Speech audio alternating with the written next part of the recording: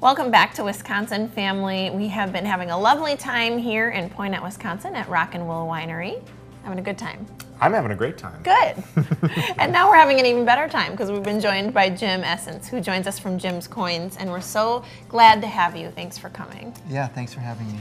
So we always learn something from you, Jim.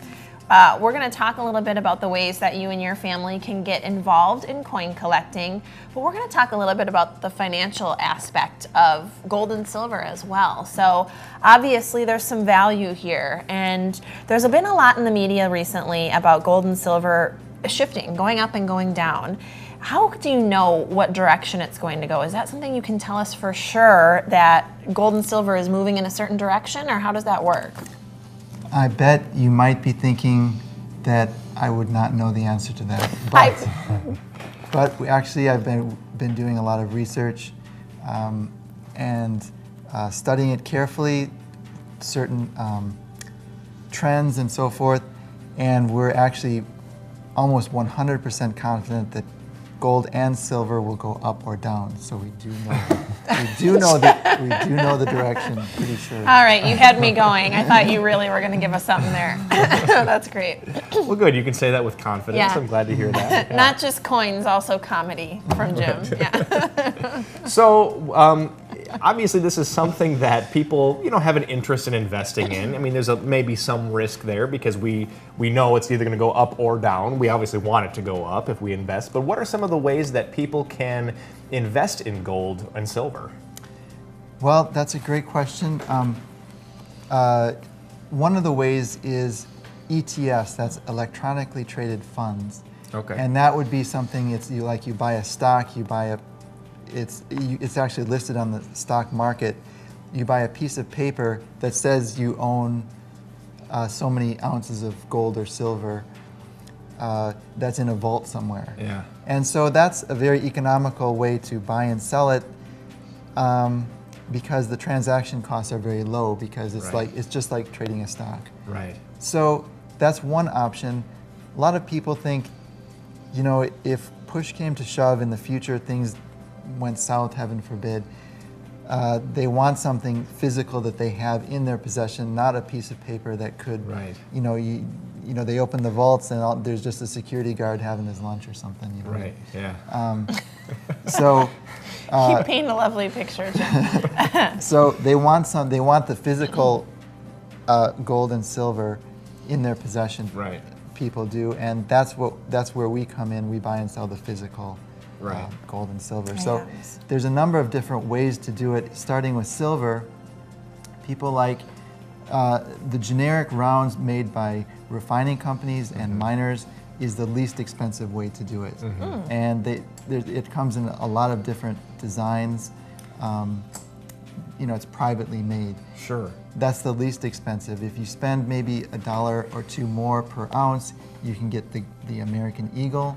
Okay. It's really beautiful coin. It's a $1 coin. Okay. It's 1 ounce of pure silver made by the U.S. Mint.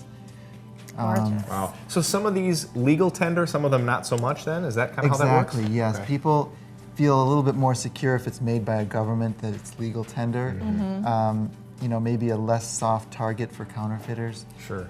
This is the Canadian Maple Leaf. Justin, you were admiring this, a That new is so product cool. from the Canadian Mint, Superman Silver Round. Here's a 10-ounce bar.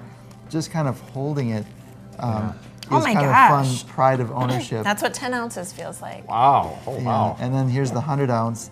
Can I lift it? Yeah, May I? yeah. Oh yeah. my gosh, So that's I may 100 not be ounce. able to lift it. Barely. That's very heavy. Yes, yes. Try it out. Wow. Use it as a doorstop or Justin's going to be doing curls here. Yeah. Sweating in a minute here. yes. So and then with the gold, there's the American Gold Eagle. Again, gold bars. You have private and public. Right now, we're recommending the minted gold items because they're made by a government and they're not very much more expensive. Okay. Sure, yeah. And I have to ask about this teeny tiny cutie Woody. What is this thing? That's a 10th ounce gold eagle. 1/10. Yes. Okay. It Yes, caught my made by the attention US before we government. started because I've never seen a coin this little. Yeah. It's so cute. I don't think their value is based on their cute level, but you know. But Well, in your mind, they maybe. are. That's important Yeah, to you. that's So. But let's Yeah. talk a little bit about, speaking of value, and for viewers at home, is now a good time to buy or sell? What do you think? Well, there's, in the long term, I think gold and silver are good investments, but I think in the near term, it's good to look at your own personal economy, so to speak. There's the pride of ownership of the items. That's something to think about. It's also something to think about what is the opportunity cost of keeping it. For example, can I pay off some high credit card, high interest rate credit cards, or help somebody who needs it? In that case, I would say sell or use the money for that if you have some family emergency or something. Yeah. But if not, if you're looking for long-term investment and pride of ownership, those are two things definitely to think about. I love that you think of that too, that it's so individual based on the person. So not just advice on the coins or the value, but it's really personal to your situation. So Right, some that's life something lessons also. Right, Jim definitely has something to said. think about when buying or Well, selling. thank you so much. We're already out of time. It goes so quick with you, but thank you for sharing this. Get your family involved in coin collecting. You can see Jim at Jim's Coins in Hilldale, and we'll be right back with more Wisconsin Family.